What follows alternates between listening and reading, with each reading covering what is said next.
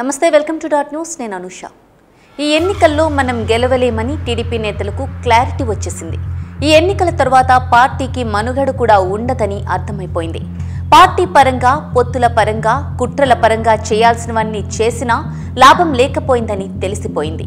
తమకు ఓటు వెయ్యరని తెలిసిన వారిపై సప్త సముద్రాల అవతల ఉన్న తమ సామాజిక వర్గం గురించే ఆలోచన చేసే పిగ్మీలు మండిపడుతున్నారు. ఓటర్లను పట్టుకొని వెదవలు అనేస్తున్నారు. ఓడిపోయే కాలం వస్తే రాజకీయ సంధి ప్రేలాపనలు ఇలానే ఉంటాయంటున్నారు పొలిటికల్ డాక్టర్లు. టీడీపీ ఎన్ఆర్ఐ విభాగం ఓ పెద్ద కుట్ర కోసం ఆంధ్రప్రదేశ్కు తరలి రావడమే కాకుండా ఓటర్లు తమకు అనుకూలంగా లేరన్న వాస్తవాన్ని గమనించి ఫ్రస్ట్రేషన్లో రగిలిపోతున్నారు. ఏం చెయ్యాలిరా భగవంతుడా అని కుమిలిపోతున్నారు. తెలుగుదేశం పార్టీ ఎన్ఆర్ఐ విభాగం కోఆర్డినేటర్ కోమటి జయరాం చాలా అర్జెంట్ పని మీద ఇండియా వచ్చారు. ఏపీలో తెలుగుదేశం పార్టీని గెలిపించుకోవాల్సిన బాధ్యత తనపై ఉందని ఆయన భావిస్తున్నారు. ఆయనతో పాటు డాలర్లు సంపాదించుకున్న మరికొందరు టీడీపీ అభిమానులు కూడా వచ్చారు. ఈ టీంని ఉద్దేశించి టీడీపీ కార్యాలయంలోనే కోమటి జయరాం ఇచ్చిన ప్రసంగంలో ఒక బిట్ లీక్ అయింది. అది సోషల్ మీడియాలో వైరల్ అవుతోంది. ఓట్ల కోసం టీడీపీ నాయకత్వం ఎంతకైనా తెగిస్తోందన్నది ఈ బిట్తో మరోసారి నిరూపితమైందంటున్నారు రాజకీయ విశ్లేషకులు.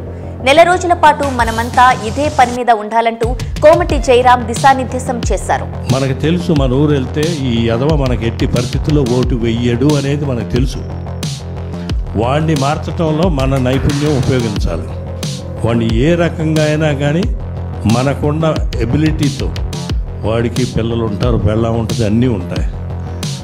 వాడి అవసరం ఏంటో తెలుసుకొని దానికి మనం ట్యూన్ చేసుకోగలిగితే డెఫినెట్గా ఒక ఫ్యామిలీ మారితే 4-5 ఓట్లు మారుతాయి. కోమటి జయరాం ఏమన్నాడంటే, మనం మన ఊరికి వెళ్తే అక్కడ ఈ వెధవ మన పార్టీకి ఓటు వేయడు అన్నది తెలిసిపోతుంది.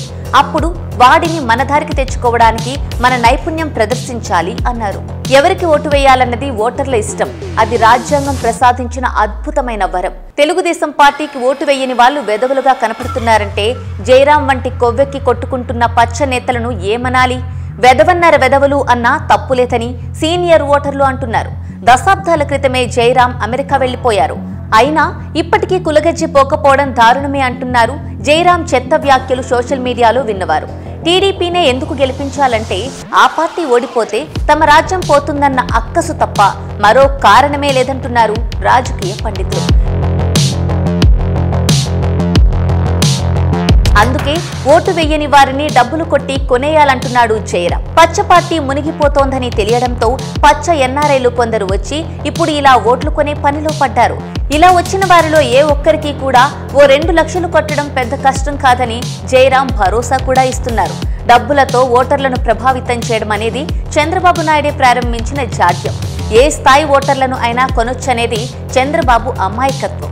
2014 ఎన్నికల తర్వాత వైఎస్ఆర్ కాంగ్రెస్ పార్టీకి చెందిన 23 మంది ఎమ్మెల్యేలను డబ్బులు, పదవులతో కొన్నారు చంద్రబాబు.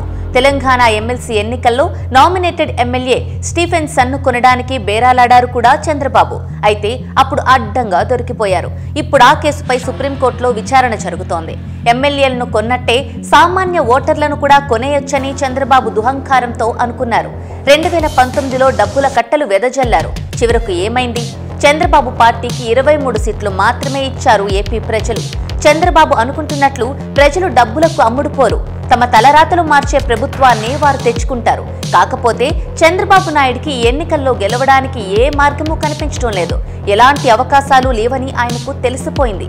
జగన్మోహన్ రెడ్డి నిర్వహిస్తోన్న మేమంతా సిద్ధం సభలకు వస్తోన్న జనస్పందన చూసి మండు టెండల్లో కూడా చంద్రబాబు చలి జ్వరం వచ్చిన వ్యక్తిలా వణికిపోతున్నారు. ఇక ఏ మార్గమో లేకనే ఈ దుర్మార్గాన్ని అనుసరించడానికి కోమటి జయరాం గ్యాంగ్ ను రప్పించారు చంద్రబాబు. ఇది కూడా వర్కౌట్ అయ్యే అవకాశాలు లేవని చంద్రబాబుకు తెలుసు. అయినా దింపుడు కళ్ళెం ఆశ పోదు కదా, ఊరికే కూర్చోవడం ఎందుకు అని ఓ రాయి విసురుతున్నారంతే. ఎలాగూ జగన్మోహన్ రెడ్డిపై టీడీపీ నేతలు రాయి విసిరించి హత్యాయత్నానికి తెగబడ్డారు. ఇప్పుడు చీకట్లో రాయి విసరడానికి జయరాంను పిలిపించారని పాలకపక్ష నేతలు అంటున్నారు.